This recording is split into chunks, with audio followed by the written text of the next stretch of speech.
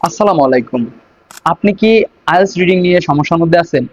আসলে আইএলটিএস এর রিডিং পার্টটাই হচ্ছে গিয়ে সবথেকে হার্ডেস্ট একটা পার্ট, যেটার মধ্যে সবাই কম বেশি প্রবলেম ফেস করে। তো এটাকে ইমপ্রুভমেন্ট করার জন্য সবথেকে গুরুত্বপূর্ণ যে কাজটি সেটি হচ্ছে গিয়ে রেগুলার ইংরেজি পড়ার অভ্যেসটা গড়ে তোলা। তো এর জন্য আজকের এই ভিডিওতে আমি আপনাদের সাথে 5টি এমন ইংরেজি বইয়ের নাম বলবো, যেই 5টি বই পড়ার মাধ্যমে আপনাদের আইএলটিএস রিডিং স্কিলটা ইমপ্রুভ হবে। পাশাপাশি এই বইগুলো পড়ার সময় আপনাদের একটুও বোরিং লাগবে না। বুক নাম্বার 1, অ্যানিমেল ফার্ম। এই বইটির রাইটার নাম হচ্ছে জর্জ অরওয়েল। সিম্পল ইংলিশ, ছোট বই, ডিপ মেসেজ। এই বইটি পড়ার মাধ্যমে আইএলটিএস প্যাসেজের কমপ্লেক্স আইডিয়াগুলো বুঝতে অনেক বেশি হেল্প হবে। Book number 2, the Alchemist. Inspirational story, easy vocabulary, descriptive writing.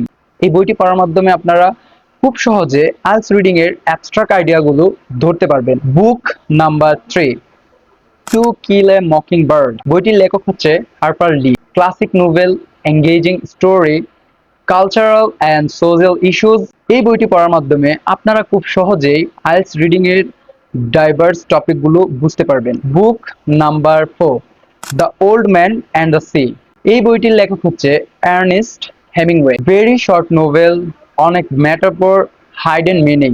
এই বইটি আপনাদের প্যাসেজের ডিপার মিনিং গুলো ধরার স্কিল বুস্ট করবে। Book number 5, Sapiens, a brief history of humankind.